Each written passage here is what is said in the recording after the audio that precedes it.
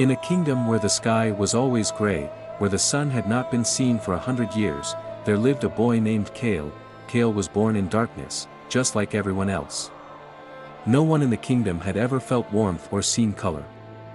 The land was ruled by the eternal frost, an unbreakable winter controlled by the cruel ice lords who lived atop the Black Mountain. Kael's parents used to tell stories of a time before the frost, when the sun shone, and people could see the blue sky. But those were just legends. No one believed them anymore, except Kael. Even as a child, he was different. While others accepted the cold, he dreamed of fire. He would sit by the frozen rivers, pressing his hands against the ice, imagining what warmth must feel like, but dreaming was dangerous. One day, the ice lords came to the village.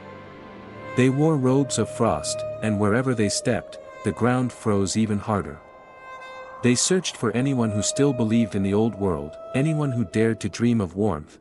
Kael's father had whispered to him once, "Never let them know what you dream of, my son." But Kael couldn't help himself.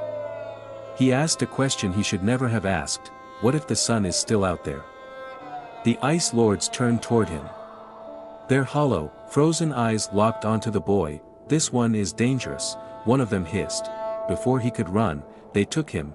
The frozen prison. Kael was thrown into the dungeons beneath the Black Mountain. A place where time stood still. There, he met others, prisoners who had once dared to believe in the sun. They had been locked away for decades, their hope frozen along with their bodies. Days passed. Or weeks. There was no way to tell time in the eternal darkness, but then, he heard it, a whisper, not from a prisoner. Not from the wind. But from the fire itself. It flickered weakly in a distant torch, almost alive, as if it had been waiting for someone to listen. "Set me free." Kael crawled toward the flame, pressing his hands to the ice-cold stone. The fire's voice was weak but desperate. "I have been imprisoned here, just like you. But I am not meant to be caged." Kael's heart pounded. He had spent his whole life dreaming of warmth. And now, it was speaking to him. "Take me," the fire whispered. "But how? I will not burn you. You are not like the others. You still believe." Kael reached out. The moment his fingers touched the flame, it did not burn. Instead, it melted into his skin, crawling up his arm like liquid gold. His veins glowed, his breath turned to steam, and for the first time in 100 years, warmth filled the air. The prisoners gasped. The ice around them began to crack. The guards saw the light and rushed in, but Kael raised his hand, and fire exploded from his palm. The ice shattered, and the prison walls melted like wax. Kael ran, stealing fire from the gods.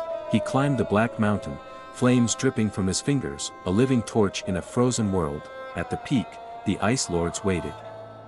They towered over him, their bodies made of endless frost. "You dare defy the cold?" One boomed, "You have no power here," another snarled.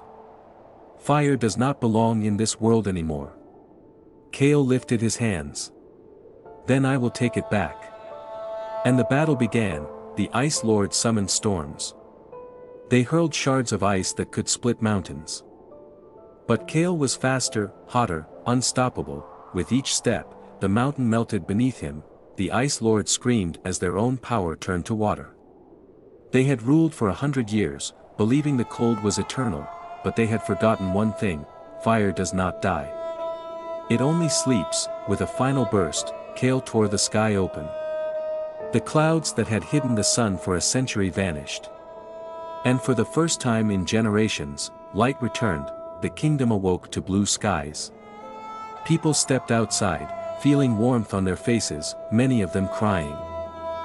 They had forgotten what the sun felt like. Kael stood atop the mountain, flames still flickering at his fingertips. He was no longer just a boy.